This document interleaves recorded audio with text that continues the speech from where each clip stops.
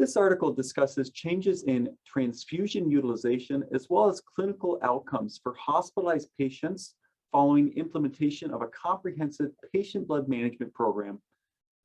My name is Matthew Warner. I'm an anesthesiologist and intensive care physician at the Mayo Clinic in Minnesota. And it's my pleasure to be here to talk to you about our article, which will be coming out in the December issue of the Mayo Clinic Proceedings, titled Implementation of a Comprehensive Patient Blood Management Program for Hospitalized Patients at a Large United States Medical Center. And I'd like to acknowledge a few key folks involved in these efforts, including Dr. Daryl Kaur, who has been the primary driver of much of our patient blood management efforts at the Mayo Clinic for the past 10 years and has been my close colleague and friend. I'd also like to acknowledge our program coordinators, Jennifer Burt and Andrew Higgins, and our data programmer, Nageesh Maddy. Additionally, I want to acknowledge the leadership in the Department of Anesthesiology for supporting these efforts, as well as our clinical practice colleagues and our colleagues in transfusion medicine. Now, to provide a very brief overview, this is an observational study of a graduated implementation of a comprehensive patient blood management program for hospitalized adults at the Mayo Clinic in Minnesota, starting in 2010 and extending through the end of 2017. To briefly describe patient blood management, this can be defined as a set of clinical practice and educational tools designed to optimize the blood health of our patients. So that means focusing on anemia identification and management, the management of coagulopathy, the reductions of unnecessary allogeneic blood transfusions, and the conservation of a patient's own blood. So we do all these things in a very multidisciplinary, multimodal fashion to improve a patient's blood health and to reduce their likelihood of requiring allogeneic transfusion, which is critically important during times of sustained blood shortages, which we have seen throughout the last year and a half of the COVID-19 pandemic. Now, in total, we looked at over 400,000 unique hospital admissions throughout our study time period. And we've broken those down into 4 unique time periods as shown in figure 1. There is a pre-patient blood management time period, which is when we had very limited activities to really only our cardiac surgical practice. Then in 2012, we started with our early patient blood management activities where we started broadening our engagement, really developing focused education tools and developing some electronic clinical decision support tools for the practice.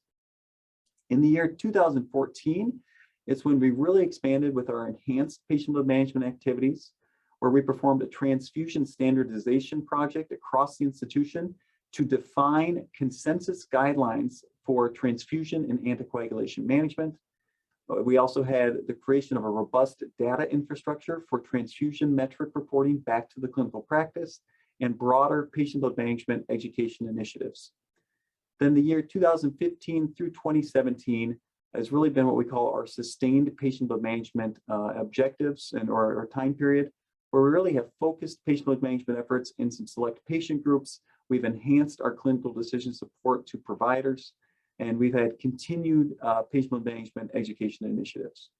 Now, I want to just focus on some of the results. We use segmented regression analyses to really look at changes in transfusion utilization and clinical outcomes with the implementation of our program, compared against what those outcomes would look like or be projected in the absence of our patient blood management activities.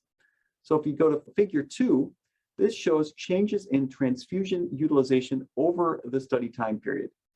And you can see in panel A, we're looking at the proportion of hospitalized patients that had any allogeneic blood transfusion, which is shown in the top line in green. And you can see that with the initiation of our early patient blood management time period in 2012, we began to see decreases in the proportion of patients transfused, which those decreases continued to drop over time throughout the completion of our study time period.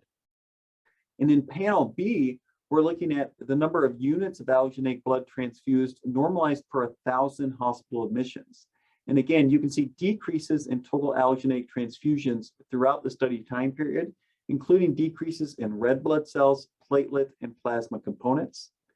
Panel C shows the number of units normalized per 1,000 admissions in our medical practice, with very similar findings showing sustained decreases in those major blood components.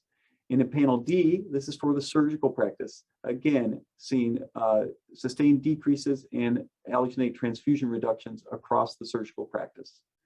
Now, when we discuss changes in clinical outcomes, if we look at the hospital length of stay, there was about a 15% reduction in the hospital length of stay beyond projections with our patient blood management activities. Additionally, we saw a 1.5% absolute risk reduction in in-hospital adverse events, which is a composite of things such as myocardial infarction, stroke, venous thromboembolic disease, and acute respiratory failure. So what do these results tell us? Well, they basically tell us that the implementation of a patient blood management program that's comprehensive in nature and expands across the hospital practice is associated with substantial reductions in transfusion utilization without any signal for patient harm. And in fact, probably some patient clinical benefit from these sort of activities. And just to provide a brief summary, we saw about a 25% reduction in the total number of allogeneic blood products transfused and a 6% absolute risk reduction for a patient requiring any transfusion during their hospital stay. So this is really important information for providers because patient blood management activities are really a win-win for our patients as well as for our broader healthcare systems. Additionally, there are significant financial benefits to reducing transfusion, and we can also conserve those transfusion resources during times of shortages for patients who need them the most. Our program continues to grow. Moving forward, we're doing a lot of work to better identify and manage anemia before and after surgery, as well as throughout hospitalization. And really, it's been an honor to be here today with you. I invite you to read the article, which again will be coming out in the December issue of the Mayo Clinic Proceedings. Have a great day. We hope you found this presentation from the content of our website valuable. Our journal's mission is to promote the best interests of patients by advancing the knowledge and professionalism of the physician community. If you are interested in more information about us, our homepage is www.mayoclinicproceedings.org. There you'll find access to information for our social media content, such as additional videos on our YouTube channel or journal updates on Facebook. You can also follow us on Twitter. More information about healthcare at Mayo Clinic is available at www.mayoclinic.org. This video content is copyrighted by Mayo Foundation for Medical Education and Research.